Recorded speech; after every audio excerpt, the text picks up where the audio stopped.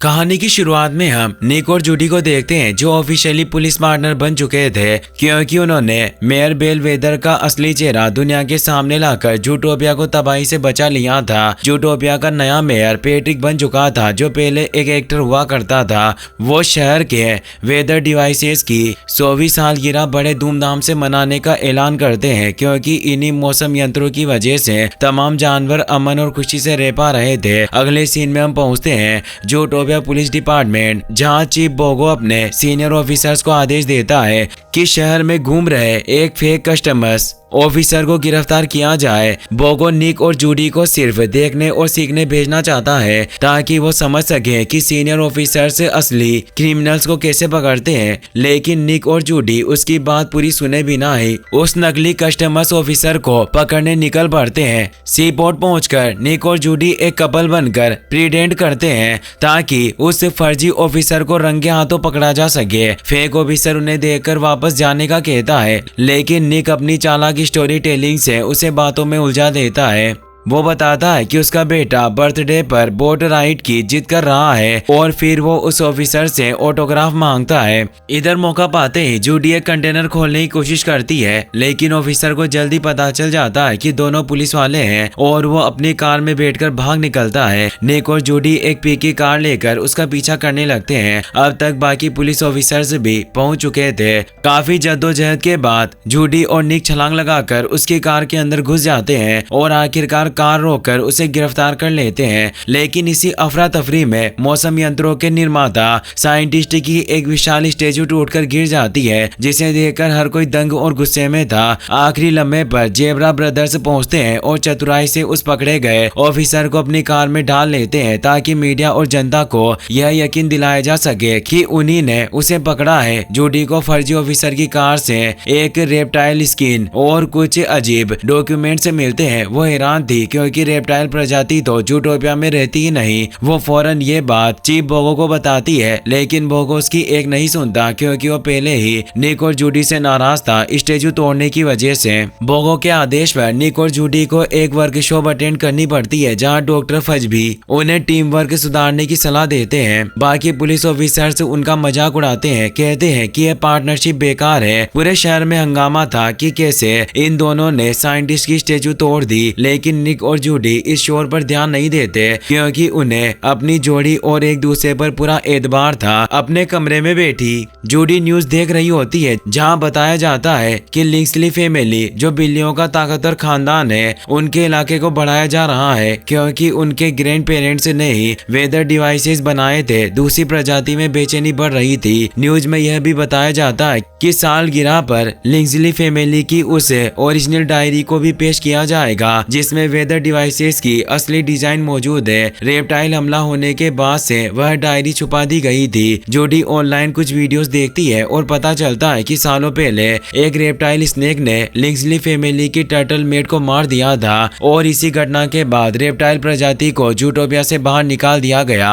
अब जूडी को यकीन हो जाता है जरूर कोई रेप्टाइल चोरी छुपे जूटोपिया में घुस आया है। वो निक को ये बात बताती है और कहती है कि अगर वो इस राज को पकड़ लेती है तो कोई उनकी साझेदारी का मजाक नहीं उड़ाएगा। निक इस थ्योरी को बेवकूफी समझता है लेकिन जूडी का साथ देने के लिए तैयार हो जाता है। अगले सीन में निक और जूडी पूरे सबूतों और शक के साथ तैयार होकर वेदर डिवाइसेस की 100वीं सालगिरह की ग्रैंड पार्टी में पहुंचते हैं जहां असली खेल शुरू होना था। जूडी लिंक्सली डायरी के पास जाकर देखती है कि उसका कवर लोहे से बना हुआ था। यह देखकर वह पूरी तरह से हैरान रह जाती है क्योंकि ऐसा कवर आमतौर पर किसी खास राज को छुपाने के लिए बनाया जाता है। इसी बीच पार्टी में हेड ऑफिसर बोगो भी पहुंच जाते हैं जिसकी वजह से निक और जूडी को छुपकर रहना पड़ता है। वहीं जूडी की मुलाकात लिंक्सली फैमिली के एक मेंबर से होती है जो बेहद नर्म दिल, बातूनी और अपनी फैमिली के बाकी लोगों से बिल्कुल अलग था। निक अब भी यही मानता था कि यहाँ कोई रेप्टाइल नहीं है, लेकिन अगले ही पल उसे जमीन पर पड़ी हुई रेप्टाइल स्किन दिखाई देती है। उस पल उसे यकीन हो जाता है कोई ना कोई रेप्टाइल यहीं आसपास है। इधर ऑफिसर बोगो निक को पकड़कर अपने साथ ले जाने लगते हैं, लेकिन निक अपनी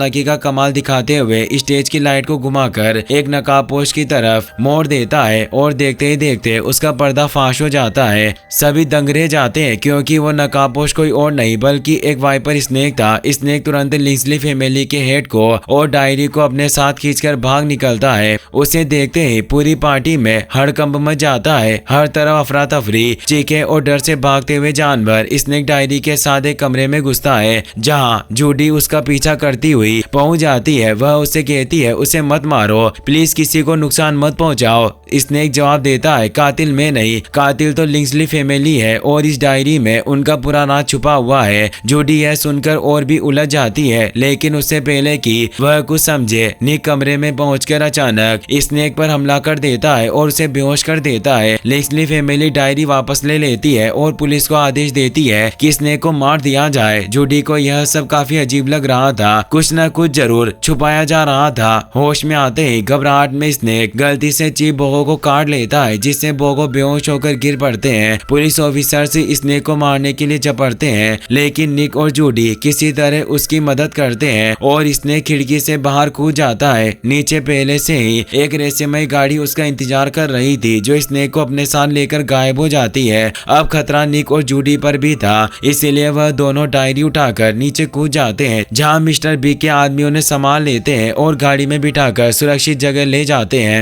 उधर लिंक्सली फैमिली मेयर पर दबाव डालती है कि किसी भी तरह जूडी और निक को पकड़कर डायरी वापस लाई जाए। पूरे शहर में अब सिर्फ यही चर्चा थी कि जूडी और निक ने स्नेक का साथ देकर जूटोपिया से गद्दारी की है। मिस्टर बिग उनकी जान बचाने के लिए उन्हें नकली पासपोर्ट देकर किसी दूसरे इलाके भाग जाने का रास्ता बताते हैं लेकिन जूडी भागना नहीं चाहती थी, वह सच जानना चाहती थी क्योंकि स्नेक ने कहा था कि वह यह सब अपनी फैमिली के लिए कर रहा है और किसी को मारने का उसका इरादा नहीं था। जूडी की बात सुनकर मिस्टर बिग उन्हें बीवर से मिलवाते हैं क्योंकि रेप्टाइल्स तक पहुंचने में वही मदद कर सकता था। बीवर थोड़ा मजाकिया था लेकिन फिर भी निक और जूडी उसके साथ निकल पड़ते हैं। वह उन्हें बेहद डरावने, खतरनाक और तंग रास्तों से ले जाता है, एक ऐसी जगह जहां सिर्फ समुद्री जीव और रेप्टाइल्स रहते थे। रेप्टाइल्स और सील्स को एक साथ देखकर निक और जूडी की आंखें फटी रह जाती है। बीवर उन्हें एक कमेलियन के पास ले जाता है जो मेहमान नवाजी में उन्हें अर्थवर्म खाने के लिए देता है। डर के मारे निक और जूडी किसी तरह वह अर्थवर्म निगल लेते हैं और इसी पर कमेलियन और बाकी रेप्टाइल्स उनका मजाक उड़ाते हैं। कमेलियन बताता है डायरी को लोहे के कवर में इसलिए बंद किया गया है क्योंकि उसकी असली डिजाइन सिर्फ एक रेप्टाइल स्नेक ही देख सकता है। वह यह भी बताता है कि लिंक्सली फैमिली की टर्टल मेट की हत्या के बाद कैसे पूरे रेप्टाइल समाज को शहर से निकाल दिया गया था। तभी अचानक पुलिस ऑफिसर्स वहां पहुंच जाते हैं जिससे सारे रेप्टाइल से जान बचाकर भागने लगते हैं। निक और जूडी भी बीवर और कमेलियन के साथ दौड़ते हैं। पुलिस जो कि हिप्पो थे पानी के अंदर तैरते हुए तेजी से इन्हें पकड़ने की कोशिश करते हैं। कमेलियन बीच में ही साथ छोड़कर भाग जाता है। इसी अफरा तफरी में स्नेक जूडी से डायरी छीनकर भाग जाता है। जूडी और निक ऑफिसर से बचते हुए उसका पीछा करते हैं। काफी मुश्किलों और पाइपलाइन का रास्ता पार करने के बाद निक और जूडी किसी तरह बाहर आ जाते हैं लेकिन स्नेक आगे निकल चुका होता है। जूडी को जमीन पर गिरी हुई डायरी दिखाई देती है। वहीं उन्हें दो गॉड क्लाइंबर्स मिलते हैं जिनके पास वही फूल था जैसा डायरी पर बना था। पूछताछ में पता चलता है ऊपर पहाड़ी पर कभी स्नेक का घर हुआ करता था। यह सुनकर जूडी और निक रस्सी के सहारे पहाड़ी चढ़ाई शुरू कर देते हैं मगर रास्ते में दोनों की बहस हो जाती है और उसी दौरान जूडी का पसंदीदा कैरेट पेन ड्राइव हाथ से छूटकर नीचे गिर जाता है और टकराकर टूट भी जाता है। यह देखकर जूडी का दिल टूट जाता है, वह बेहद उदास हो जाती है।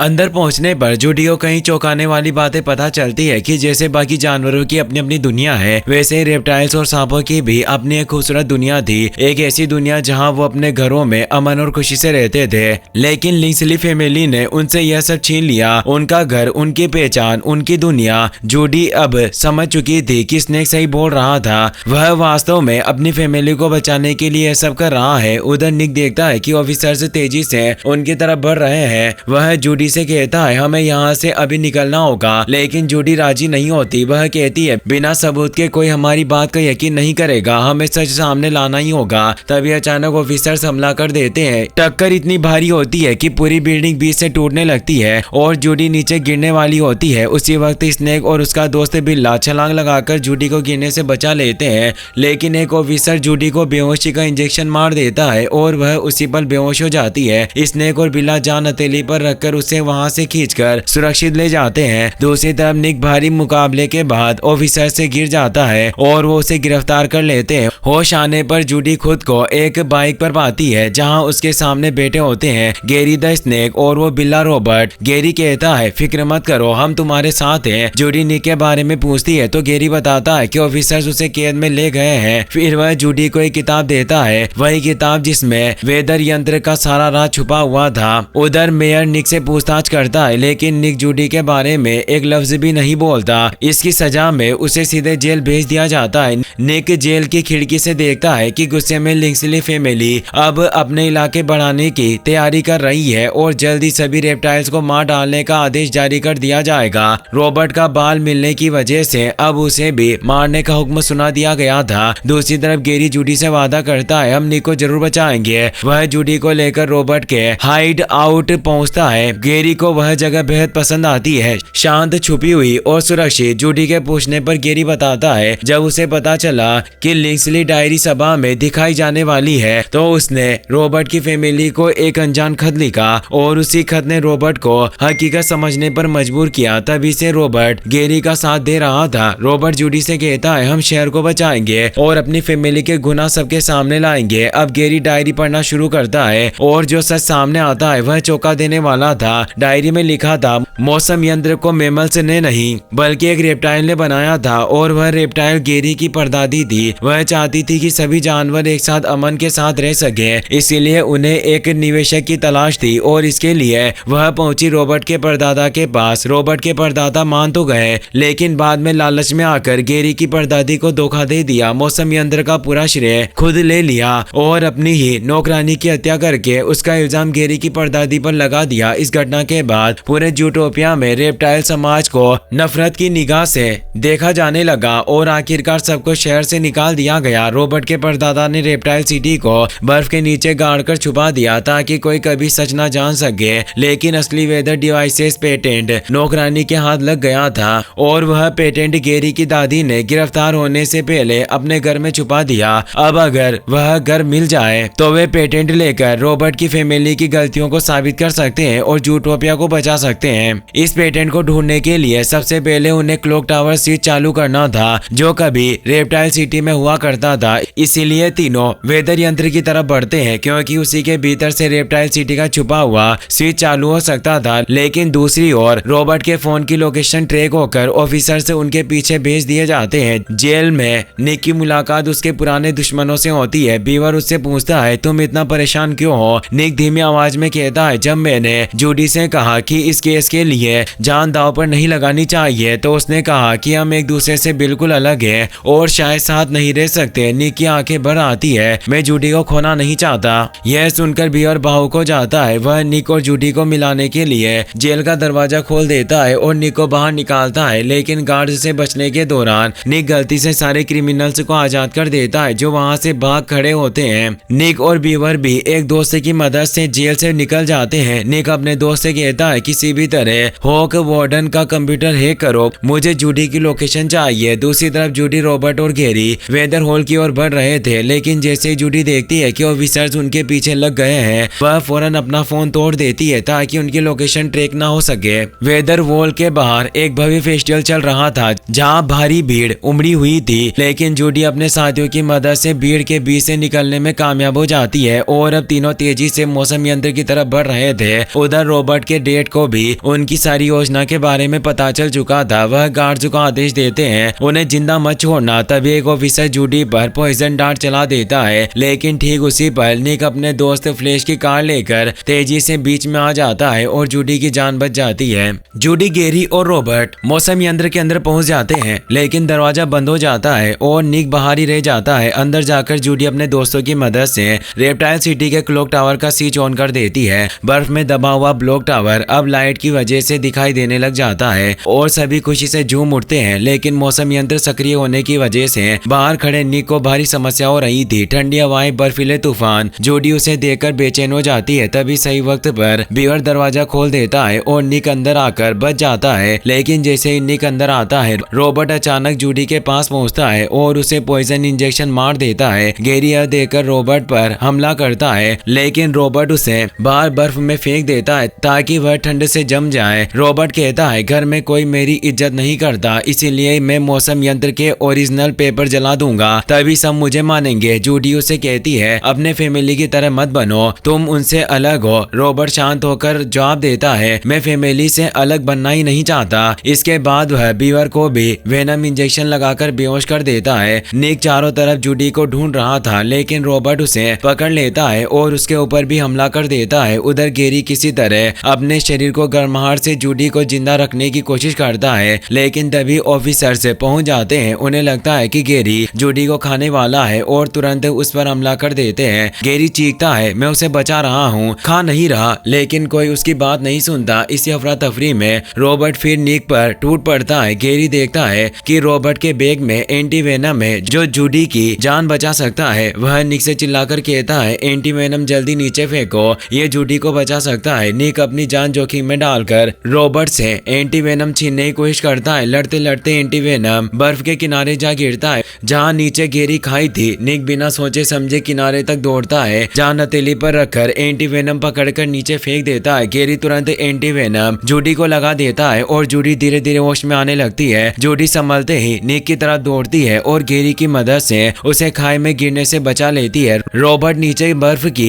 गहरी खाई में गिर जाता है। बीवर को भी गैरी इंजेक्शन लगाकर होश में ले आया था। निक और जूडी एक दूसरे को देखकर मुस्कुरा देते हैं। उनकी आंखें कह रही थी, हम साथ ही ठीक है और साथ ही रहेंगे, लेकिन खतरा अभी खत्म नहीं हुआ है। रॉबर्ट अभी भी जिंदा है और ओरिजिनल पेमेंट पेपर जलाने रेप्टाइल सिटी की तरफ भाग रहा था। जूडी, निक और बाकी दोस्त उनके पीछे निकल पड़ते हैं। रास्ते में रॉबर्ट को उसके पेरेंट्स मिलते हैं जो गुस्से में उस पर चिल्लाते हैं कि वह जूडी का साथ दे रहा था। रॉबर्ट कहता है, मैं साथ नहीं दे रहा था, मैं बस दिखावा कर रहा था। अब मुझे पता है कि ओरिजिनल पेपर्स रेप्टाइल सिटी में छुपे हुए हैं और मौसम यंत्र बनाने वाली गैरी की ग्रैंड मदर थी। अगर मैं उन पेपर्स को जला दूं तो हमारी फैमिली फिर से सुरक्षित हो जाएगी। मेयर भी वही था, लेकिन रॉबर्ट का डैड उसे चुप रहने का आदेश देता है। तभी बीवर और उसके साथी भी वहां पहुंच जाते हैं। स्नेक और बीवर रॉबर्ट की फैमिली से लड़ने का फैसला करते हैं और निक तथा जूडी रॉबर्ट को रोकने निकल पड़ते हैं। निक और जूडी एक ट्रक की मदद से रॉबर्ट तक पहुंच जाते हैं। उनके बीच जबरदस्त लड़ाई होती है। रॉबर्ट दोनों पर भारी पड़ने लगता है, लेकिन तभी गैरी और बीवर पहुंचते हैं। दोनों मिलकर रॉबर्ट को काबू करते हैं और रस्सियों से बांध देते हैं। उधर मेयर भी रॉबर्ट की फैमिली का सच जान चुका था। वो सच्चाई का साथ देता